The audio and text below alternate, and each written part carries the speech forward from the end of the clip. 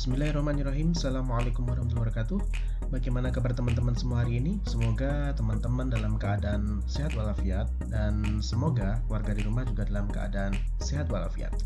Baik, pada kesempatan kali ini kita akan membahas bab baru terkait tentang Internet of Things. Jadi kita akan membahas tentang apa itu Internet of Things. Dari pembahasan sebelumnya kita sudah membahas tentang Information System Technology, dan juga kemudian kita membahas tentang beberapa informasi terkait teknologi informasi dan sistem informasi itu sendiri. Baik, sekarang kita akan masuk ke chapter baru, di mana chapter baru ini kita membahas tentang Internet of Things. So we are very close about these topics. Pastinya topik-topik yang membahas tentang Internet of Things ini sangat relate dengan situasi saat ini dan bahkan perkembangan daripada internet di saat ini. Baik, sebelum itu pastinya saya juga akan memberikan referensi terlebih dahulu seperti apa referensinya. Jadi apapun yang tertulis dalam slide ini itu pastinya semuanya sudah sesuai dengan referensi yang telah kita slide ini. Artinya informasi terkait apa itu Internet of Things itu semuanya sudah diinformasikan dalam buku referensi ini. Adapun beberapa tambahan informasi referensi nanti kita akan susulkan pada saat perkuliahan.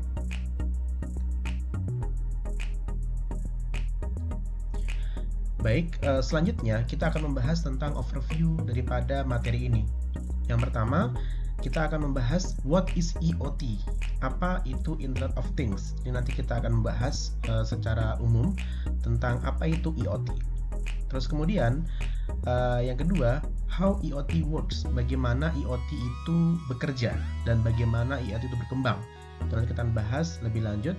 Kemudian yang ketiga, what sector use the IoT. Kemudian sektor apa sajakah yang menggunakan IoT. Jadi ada beberapa contoh-contoh, baik itu di bidang pariwisata, di bidang pendidikan. Nanti kita akan membahas sektor-sektor apa sajakah yang menggunakan Internet of Things. Kemudian yang keempat, IoT as network of network. Jadi IoT itu pada prinsipnya sebagai salah satu network. Network itu kayak semacam peran untuk saling kerjasama, terus kemudian memiliki relasi dan sebagainya. Nah, makanya itu terhubung antara satu dan yang lain, itu penting sekali. Jadi IoT itu bisa jadi penghubung, bisa jadi memang memiliki ikatan yang kuat terhadap satu sama lain sehingga mereka mobilnya lebih cepat. Kemudian yang kelima, the future of IoT. Jadi nanti kedepannya seperti apa sih IoT ini? Dan kalau kita merujuk daripada slide dan materi daripada buku yang kita sampaikan tadi, pada prinsipnya IoT ini sudah dibahas sekitar 3 tahun dari sekarang, 3 tahun ke belakang. Artinya sejak tahun 2017, 18, 19 sudah mulai berkembang sebenarnya, dan saat ini pastinya kita akan coba mendiskusikan yang relate dengan di tahun 2020 ini. Pastinya teman-teman nanti kita akan membahasnya satu persatu dan nanti kita akan diskusi banyak pada saat kita live di Instagram atau mungkin bertanyaan di YouTube. Kemudian yang keenam, kita membahas teknologi roadmap of IoT. Jadi bagaimana sih roadmap daripada sebuah teknologi informasi berdasarkan dari IoT. Kemudian yang ketujuh, kita akan membahas risk to information security. Nah, ini kemarin kita bahas juga ya, ada beberapa pertanyaan sebelumnya yang kemarin di live Instagram terkait tentang resiko daripada sistem informasi. Itu seperti apa sih security information. Kemudian ada risk to privacy. Jadi ada resiko-resiko privasi yang nantinya akan muncul, karena memang kalau kita ngomongin Internet of Things itu pasti nanti seperti tadi ada terbanyak koneksi informasi yang saling bersebaran, sehingga itu kadang-kadang memiliki risiko untuk disalahgunakan, risiko terhadap informasi dan sebagainya. Kemudian yang kesembilan adalah risk of safety. Jadi pastinya keamanan, terus kemudian keselamatan itu menjadi sebuah risiko yang cukup luar biasa. Kemudian yang ke-10 ada IoT Security Checklist. Jadi nanti kita akan melihat persiapannya seperti apa sih kalau kita nanti menggunakan dan mengembangkan sebuah IoT. Itu yang paling penting. Kemudian yang ke-11 adalah Critics and Controversy of IoT. Jadi ada beberapa kritik dan beberapa kontroversi terkait tentang IoT. Baik, sekarang kita akan bahas yang pertama terkait what is IoT. Jadi apakah Internet of Things? Jadi ada banyak literatur sebenarnya yang membahas tentang apa IoT, dan kemudian banyak buku-buku juga menjelaskan definisi daripada IoT, dan bahkan dia memberikan sebuah statement terkait apa itu IoT. Dari sekian banyak informasi, maka kita bisa merangkum IoT adalah a network of smart device that connect and communicate via the internet. Jadi di sini kita melihat bahwasanya yang mana IoT itu intinya adalah dia salah satu bagian dari penghubung antara satu dengan yang lain, bagaimana dia untuk mengkomunikasikan dengan satu dengan yang lain melalui media internet. Dan internet ini jadi ada beberapa hal informasi ya. Ada namanya internet, ada namanya intranet. Nah, jadi ada yang istilahnya lagi adalah local host. Nah, ada lagi yang ngomong seperti itu. Artinya kalau intranet itu berarti bagian internal. Tapi kalau internet itu interconnection to each other. Jadi internet itu lebih mengarah ke keluar, bukan ke dalam. Karena ada beberapa intranet yang memang dia hanya cuma sebatas bagian tertentu saja. Contoh misalkan kalau kita di kampus UMY ya hanya bisa diakses di UMY aja, gitu kan. Tapi kalau internet itu around the world, jadi semua bisa diakses sama internet. Artinya kayak email, kayak semacam kalian mengirimkan di Google Drive, kemudian sebagainya, itu semuanya pastinya itu termasuk internet. Ya, koneksi sebagainya itu internet. Gitu. Kalian tidak akan pernah bisa masuk presensi melalui HP kecuali kalau kalian sudah masuk ke area WMY. Nah, itu termasuk intranet. Ya, kalau internet itu lebih mengarah ke luas lagi gitu. Itu contoh yang paling dasar ya. Jadi ada nanti istilah itu yang nanti akan berkembang. Tapi pastinya kita nggak fokus di situ, kita fokusnya adalah di sistem informasinya. Oke, itu adalah penjelasan secara umum tentang Internet of Things, di mana memang a network of smart devices that connect and communicate via the internet. Kenapa pakai the internet? Karena memang kita fokusnya adalah the internet. Jadi internet itu menjadi sebuah objek, makanya kita the internet. Nah, ini contoh gambar yang jadi internet itu dia yang diantara itu dia mengkonekkan antara komputer kemudian sebuah informasi dari sebuah perusahaan, namanya seperti itu, dan dia bisa mengakses. Kemudian the Internet of Things is the network of physical objects or things embedded with electronics, software, sensor, and network connectivity which enable this object to collect and exchange data. Maksudnya gimana? Intinya adalah bahwasanya Internet of Things itu dia merupakan salah satu perangkat yang memang dia berbentuk elektronik, baik software, sensor dan sebagainya, yang memang dia menghubungkan satu dengan yang lain yang berfungsi untuk mengumpulkan dan memindahkan sebuah data. Gitu. Artinya kalau kita tanpa WiFi bisa nggak? Bisa. Berarti kita menggunakan paket data kita, ya nggak sih? Nah, itu termasuk suatu Internet of Things gitu kan. So like WiFi itu termasuk bagian kecil daripada sebuah Internet of Things, ya, WiFi. Jadi Internet of Things itu lebih luas lagi pemikirannya. Jadi nggak hanya cuma ngomongin WiFi, tapi masalah sinyal, kemudian masalah transmisi data dan sebagainya. Nah, itu menjadi satu kesatuan. Jadi WiFi itu termasuk bagian kecil dari sebuah the Internet of Things. Kalau kita ngomongin internet, arti dalam kamus itu internet itu ya istilahnya ya dia memang sebuah penghubung internet. Jadi interconnection network.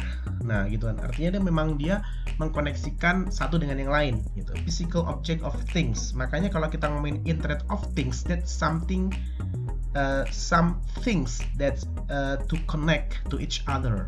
Things-nya di sini membahas tentang masalah sesuatu hal.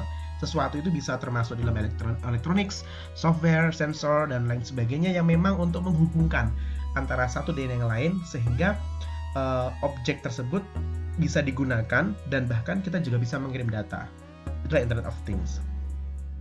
Kemudian ada lagi yang membahas nih, IoT allow object to be sensed and controlled remotely across existing network infrastructure, creating opportunities for more direct integration between the physical world and computer-based system, and resulting in improved the efficiency, accuracy, and economics benefit.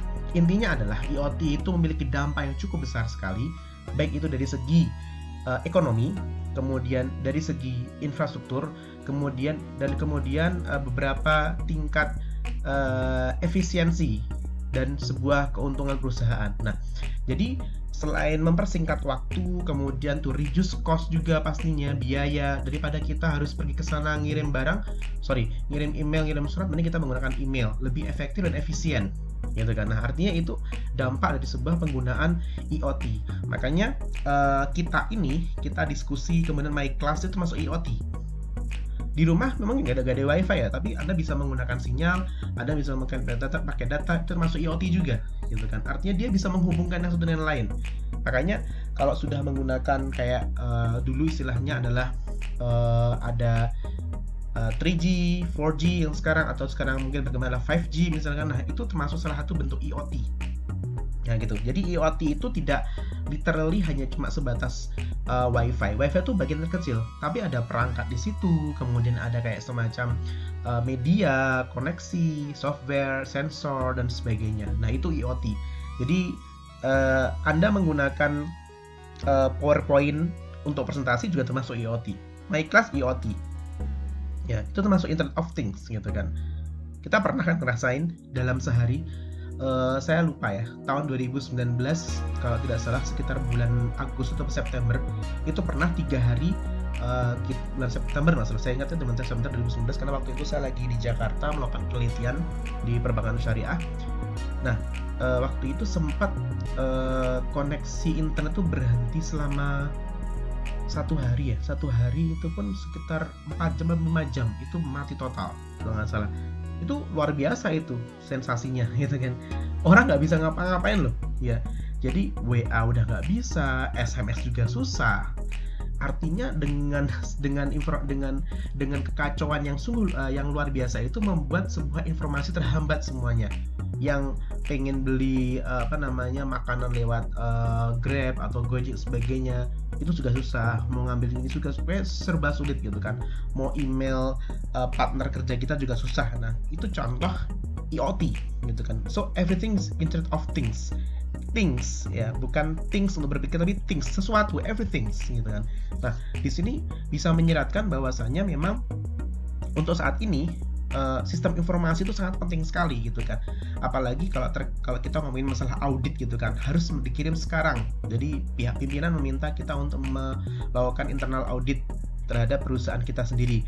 Kita melakukan audit, dan auditnya itu menggunakan sistemnya online gitu. Nah itu berarti mau tidak mau kita harus kerja keras untuk menyelesaikan itu kan.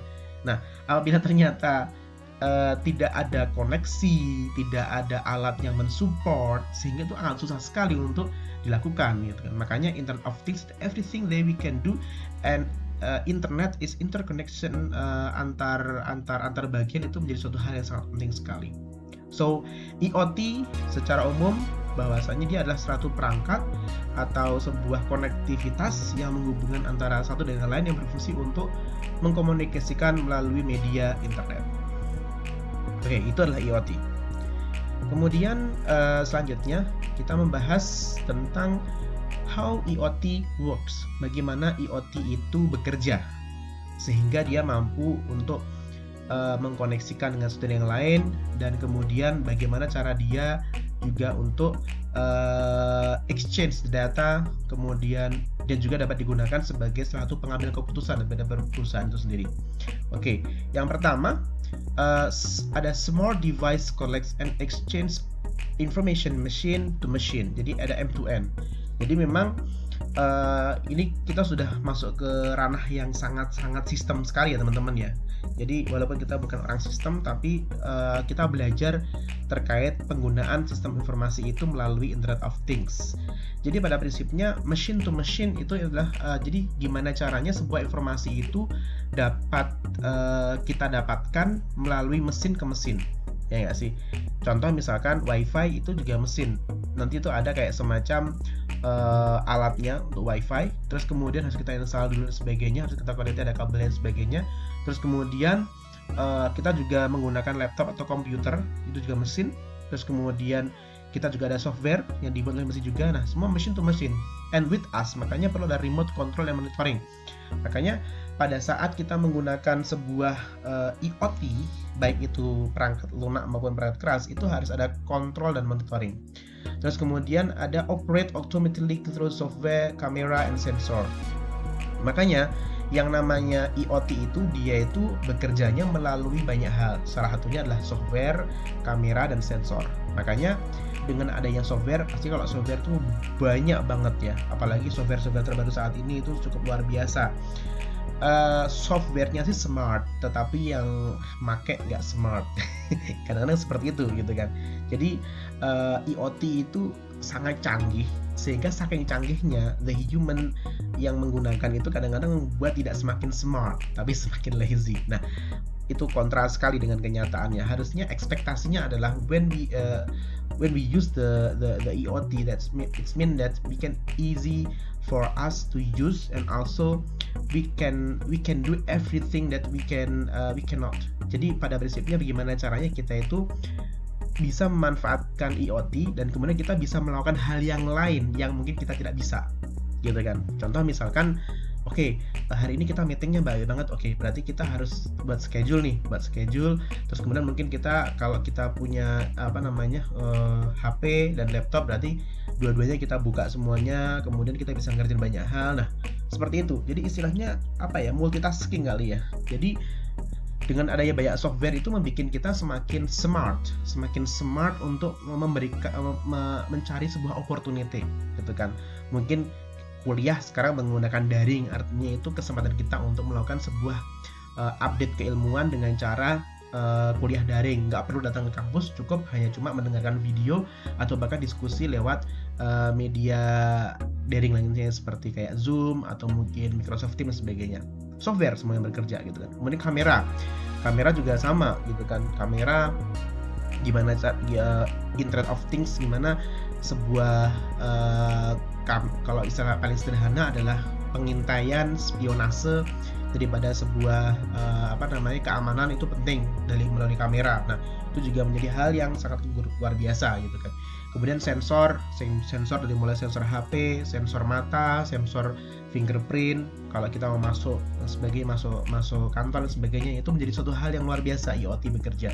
Makanya banyak sekali bentuk-bentuk cara IoT itu bekerja, karena dari machine to machine, sehingga software tersebut, kamera tersebut, sensor tersebut bisa memberikan sebuah informasi yang sangat banyak, dan daripada informasi itu dapat digunakan oleh perusahaan sebagai pengambilan keputusan, entah itu keputusannya dalam hal kebijakan perusahaan maupun keputusan terhadap laporan keuangan, itu bisa digunakan. Oke, kemudian selanjutnya ada penjelasan, Internet of Things is not the result of single novel technology. Instead, several complementary technical developments provides capability that taken together help to bridge that gap between virtual and physical world. Intinya adalah Internet of Things itu menjadikan yang berbentuk fisik menjadi sebuah virtual, gitu kan. Jadi kan kalau data kertas itu kan hard copy, itu kan termasuk physical, ya nggak sih? Jadi hard copy. Tapi kalau dengan adanya software, kamera, sensor, itu semuanya serba virtual. Artinya datanya termasuk data-data video, data stream, data-data yang memang berbentuk soft copy, gitu. Gampangnya seperti itu. Sehingga itu jadi literally kalau kita ngomongin IoT itu tidak melulu kita ngomongin masalah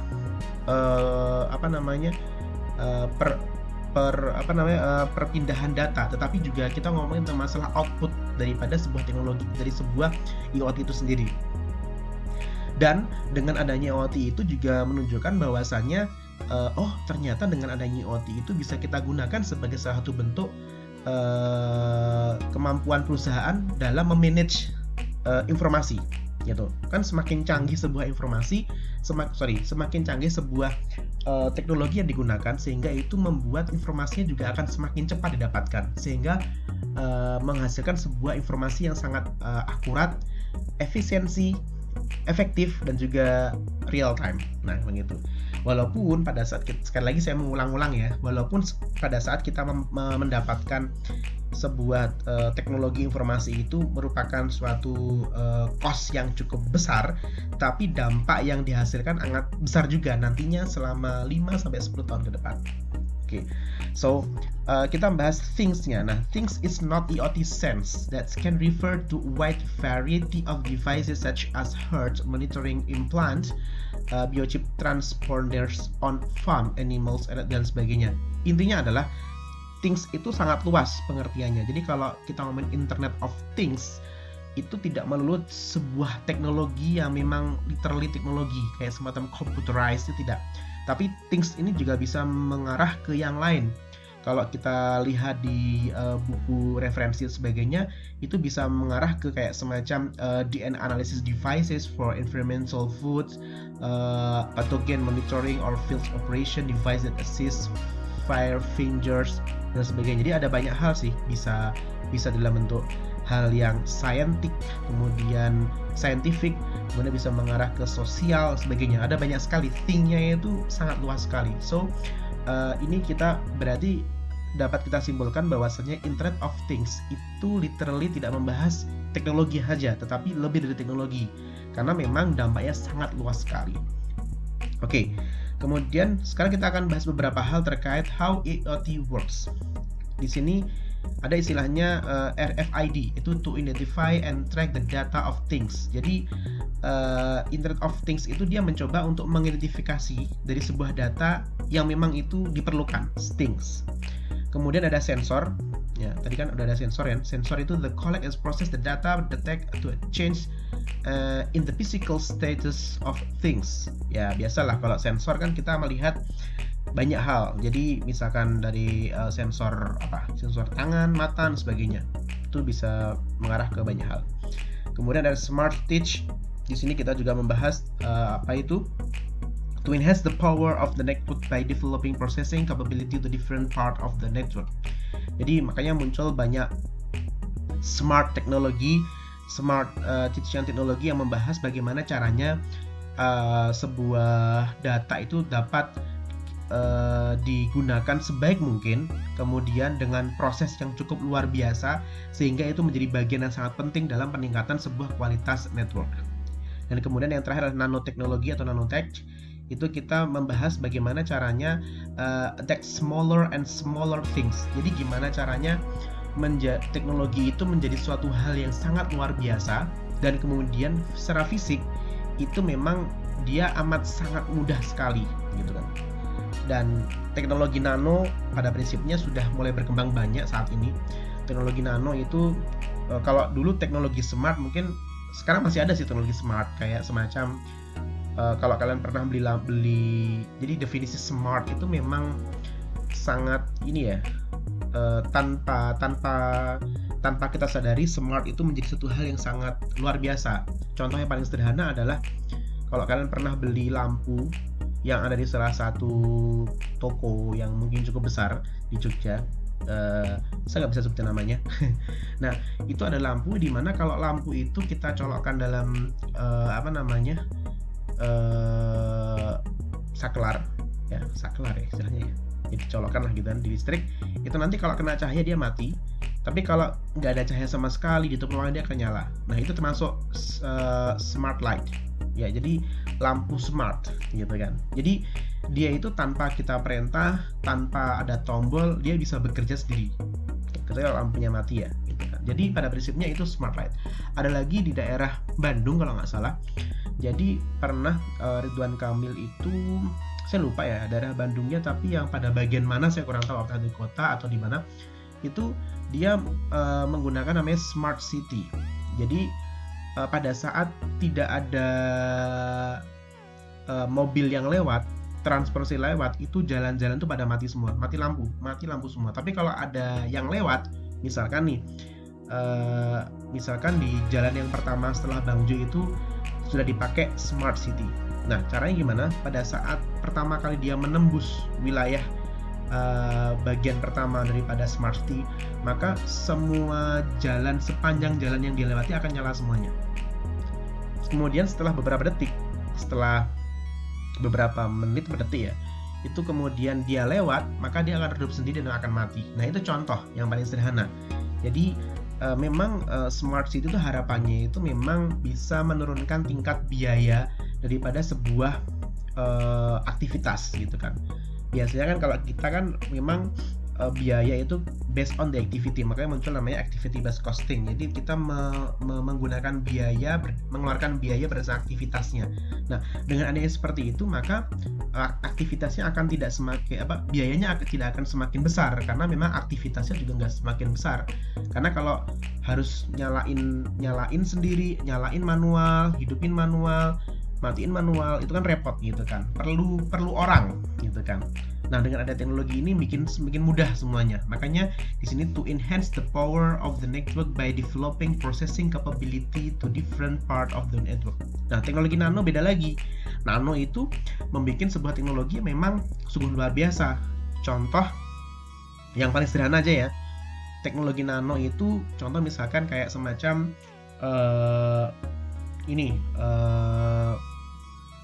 kalau kalian beli kartu HP, kartu HP, beli kartu perdana, itu sekarang mulai kartu perdana itu nggak besar, sekarang mulainya kecil gitu kan. Sekarang sudah mulai kecil.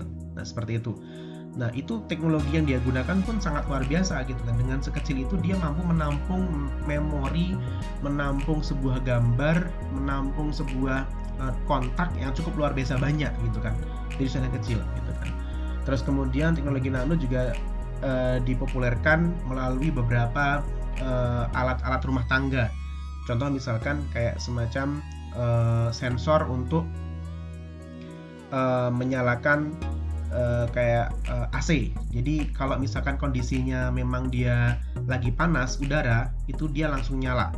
Tapi kalau misalkan kondisinya ternyata hangat, dia mampu menurunkan sendiri tanpa harus kita perintah gitu kan. Itu contoh luar biasa teknologi nano gitu kan. Dan di situ ada sensor yang memang berfungsi, sensor nano yang memang berfungsi untuk menstabilkan sebuah AC gitu. Maka ini to make the smaller and smaller things have the ability to connect and interaksi gitu kan. Makanya cukup luar biasa teknologi nano itu. Baik, selanjutnya kemudian kita bahas the structure of IoT. Apa saja? Ada thinking things, kemudian ada feeling things, ada shirking things, dan kemudian ada thinking things. Nah, apa perbedaannya? Ya, ini secara umum aja ya. Jadi kalau tagging things itu adalah real time item yang dapat di-tracer atau dicari, dan addressability by RFID. Jadi intinya strukturnya itu dia dapat menghasilkan informasi yang real time. Kemudian feeling things, dengan adanya sebuah sensor yang jelas, makanya itu dapat digunakan sebagai sebuah data yang sangat akurat dengan adanya sensor, dengan feeling things. Sekarang kalau kalian pernah ke ini ya, kalau kalian pernah ke beberapa toko ya, ada beberapa toko di masa pandemi saat ini ya, di beberapa toko, ada beberapa toko ya, nggak semua toko ya, atau mungkin di beberapa area yang cukup ramai, itu biasanya ada kayak semacam sensor muka. Jadi sekarang tidak lagi menggunakan kayak semacam berapa suhunya, kemudian ditembakkan ke kepala kita berapa gitu. Sekarang nggak lagi, sekarang tinggal sensor gambar, kemudian muka kita tinggal dipasin aja dengan gambarnya, dia akan ngomong sendiri. The person is normal. 36,2 misalkan, di samping seperti tadi, informasinya sangat real time gitu, dan bagus, dan direkam itu. Nah, itu termasuk feeling things. Kemudian ada shirking things, yaitu miniaturization and nanotechnology has propagated the ability and smaller thing integrated. Intinya sama, bahwasanya memang dengan adanya sebuah teknologi nano, teknologi smart, itu membuat sebuah IoT itu sangat mudah untuk digunakan, baik untuk koneksi maupun untuk yang smart devices. Kemudian ada thinking things, yaitu embedded intelligence in devices through sensor has formed the network connection to the internet. It can be make the things realizing and intelligent control. Kalau kita ngomongin thinking things tuh ingat sama artificial intelligence. Jadi saat ini teknologi itu sudah tidak lagi menggunakan sensor sidik jari, mata, tetapi thinking. Jadi banyak kemarin udah kita bahas ya, udah saya singgung bahwasanya ada negara-negara maju, negara modern yang memang dia sudah menggunakan robot sebagai salah satu bentuk pengganti manusia, sehingga dengan thinking things itu harapannya teknologi itu semakin mudah dan semakin mempercepat aktivitas kerjaan seseorang ya.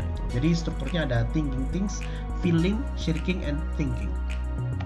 Oke, next yang D, what the sector of IoT. Nah, ini ada banyak banget, saya cepetin aja ya. Jadi ada perusahaan-perusahaan yang menggunakan, atau ada sektor perusahaan yang memang menggunakan IoT. Yang pertama ada manufacturing, ada transportation. Di sini ada muncul kayak semacam nih smart parking, insurance adjustment, supply chain, shipping. Nah, ini banyak sekali, ada retail. Kemudian ada offices, government, security, lighting, banyak sekali. Jadi IoT itu udah munculnya banyak banget gitu kan. Sekarang kalau kita ngomongin healthcare juga banyak, kayak semacam apa ya, patient care, equipment monitoring, remote diagnostic, hospital engine, dokter ya nggak kan. Di HP itu kalau nggak salah ada kayak semacam mengidentifikasi sakit kita tuh apa, itu bisa kita gunakan melalui aplikasi yang ada di smartphone kita itu ada. Jadi untuk identifikasi awal sebelum kita pergi ke dokter gitu kan, sampai segitunya ya. Jadi segala sesuatu in our hand.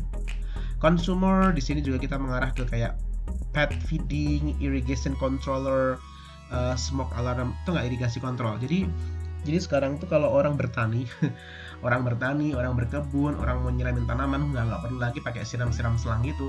Dia sudah pakai sebuah kontrol yang memang sudah terkoneksi dengan sebuah internet. Dan itu ada alat konektornya, dan itu bisa kita program lewat HP kita. Kapan kita mau menyirami bunga kita itu nanti ada, bisa kita pakai itu pada prinsipnya. Nah, itu menjadi contoh irrigation controller. Ada smoke alarm, ada refrigerator, washer, stove, energy monitoring, banyak sekali. Ada CT juga ada, electric distribution, maintenance, ada surveillance, signals, kemudian ada emergency service dan sebagainya. Waste management, bagaimana mengurus sampah, sisa-sisa makanan juga ada. Jadi pada prinsipnya kalau segala sesuatu sudah dengan menggunakan internet, terkoneksi dengan baik, banyak software, banyak aplikasi, itu is make easy our life actually. Jadi kita nggak perlu susah-susah gitu kan, istilah easy. Nah, cuma yang jadi masalah adalah the impact of we are using the technology. It can be lazy or we can be smart. It depend on us how to use that technology. Karena kalau pada prinsipnya kalau kita bisa menggunakan teknologi dengan baik, dengan smart, pastinya nanti kita juga bisa meluangkan waktu untuk yang lain gitu kan.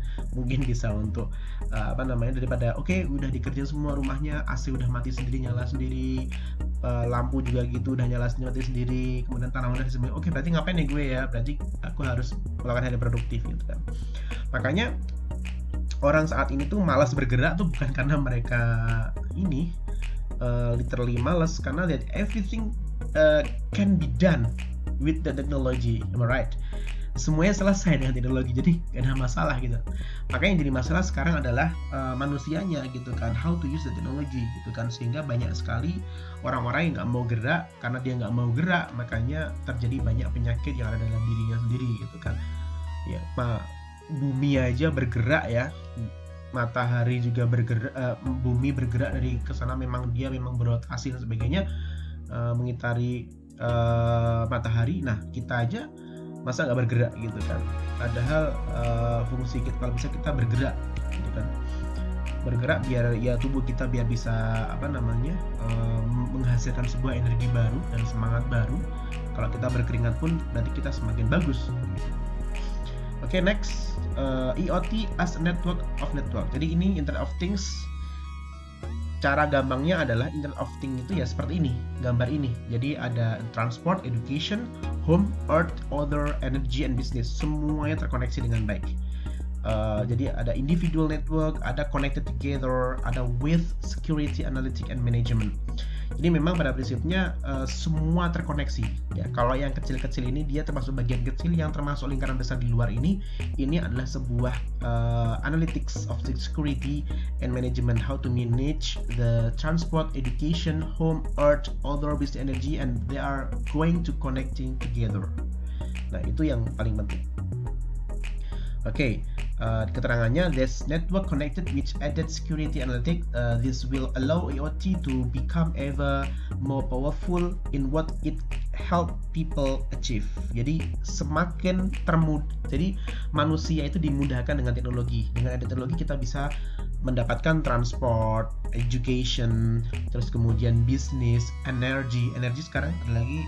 Kalau dulu ada orang yang membuat, saya nggak mau pakai listrik lah, saya maunya pakainya tenaga matahari.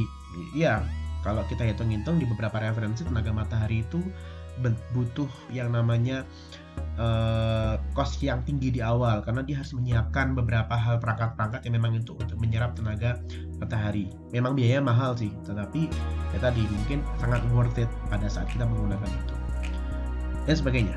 Next, the future of IoT. Nah, ini contohnya. Jadi sekarang tuh orang tuh sekarang saking banyaknya sebuah teknologi yang semakin berkembang, kemudian semakin banyak macamnya, terus kemudian semakin banyak medianya, makanya sekarang masuk industrial internet. Saat ini pun sudah mulai gitu kan, banyak smartphone baru yang mereka menawarkan banyak produk-produk sehingga mampu terkoneksi dengan lancar, sampai gimana caranya HP itu bisa mewakili sebuah laptop, HP itu bisa mewakili sebuah tab, HP itu bisa mewakili everything gitu kan, sehingga semuanya sudah di dalam genggaman kita. Makanya jangan heran kalau orang sekarang pada saat kita berdampingan itu mereka lebih khusyuk untuk membaca dan lebih khusyuk untuk melihat HP mereka dibandingkan berdiskusi dengan orang di sampingnya. I know, kita memang social distancing ya, tapi tetap pada prinsipnya itu sudah mulai terjadi lama gitu kan, sampai sekarang pun masih gitu kan.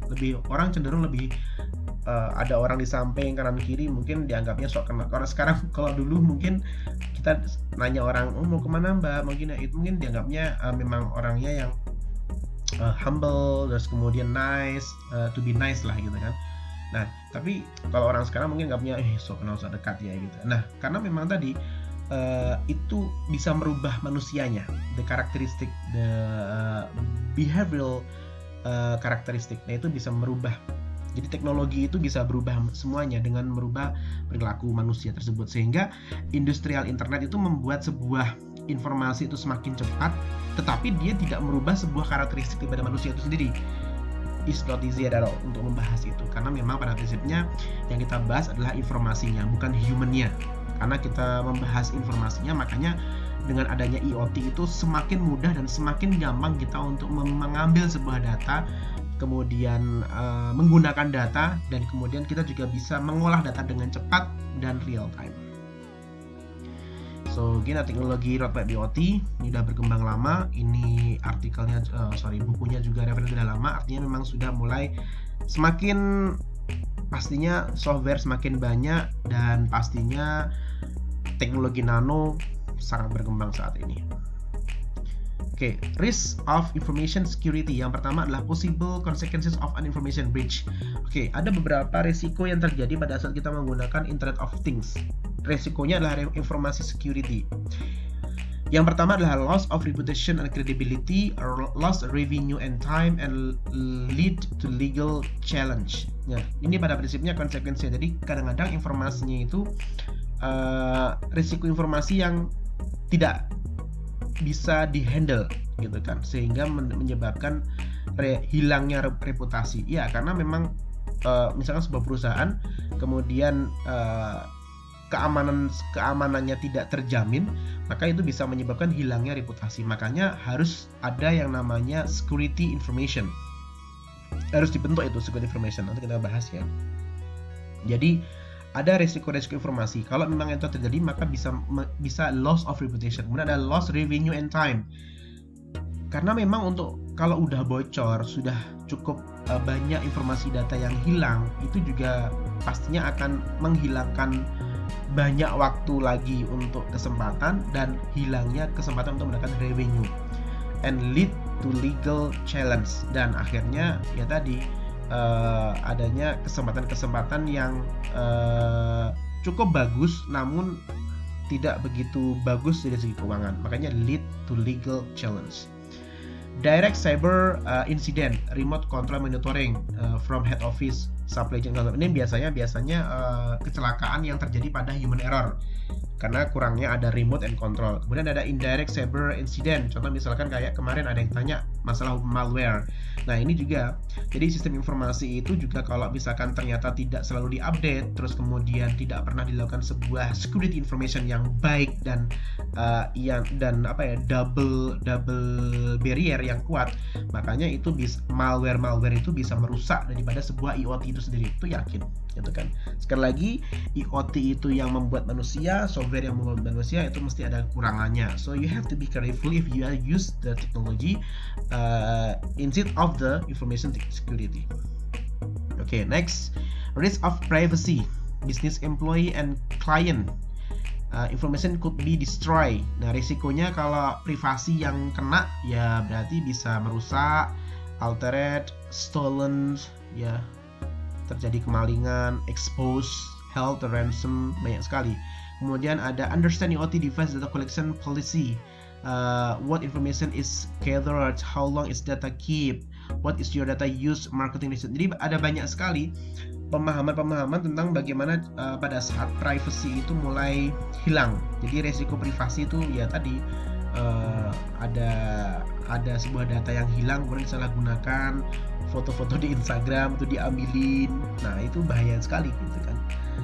Jadi makanya harus lebih hati-hatilah dalam sebuah informasi.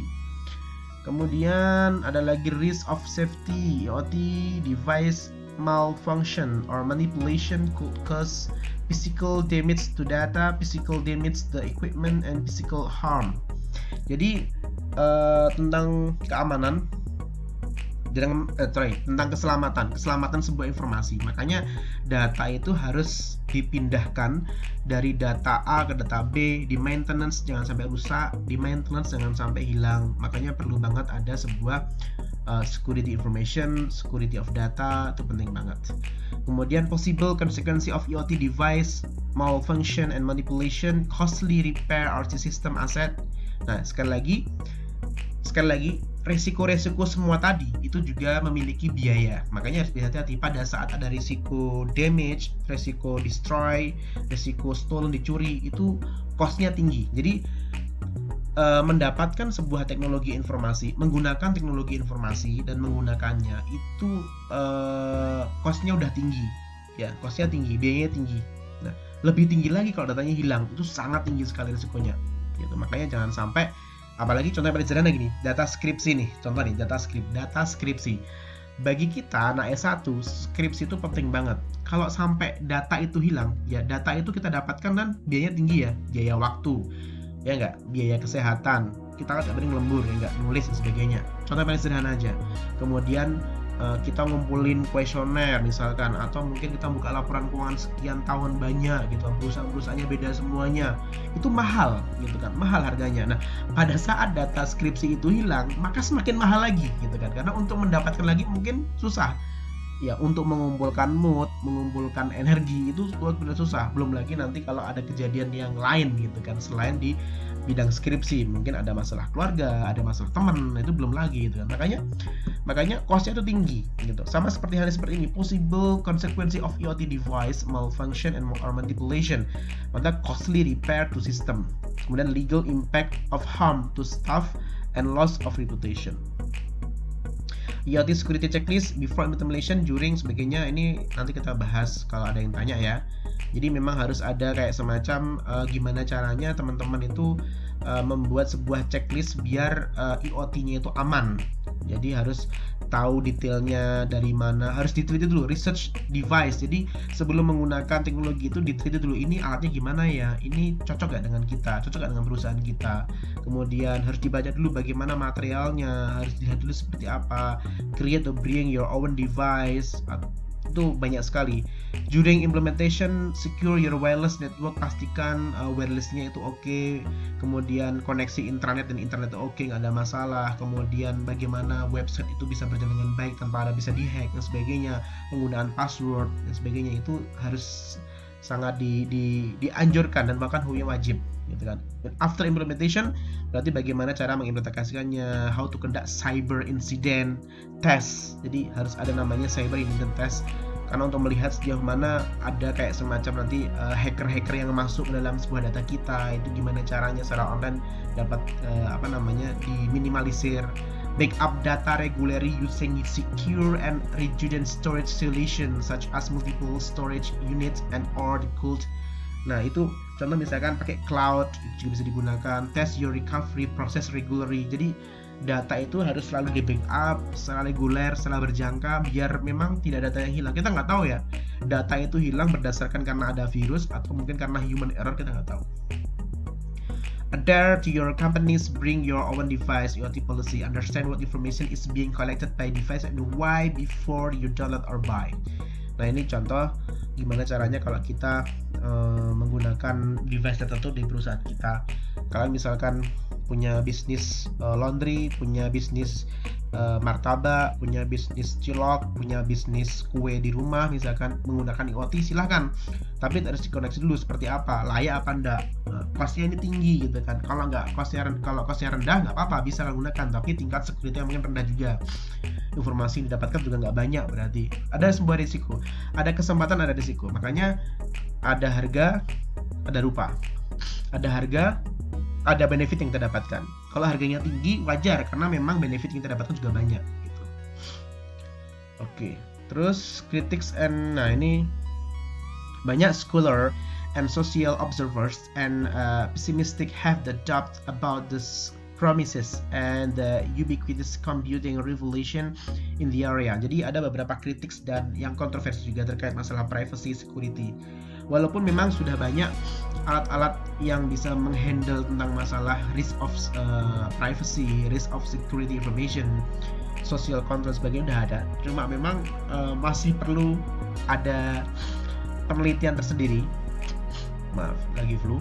Dan perlu ada kayak semacam tes ulang lagi karena memang permasalahan teknologi itu munculnya banyak sekali. Makanya informasi-informasi yang kita dapatkan itu paling tidak tuh harus lebih jelas itu bagaimana.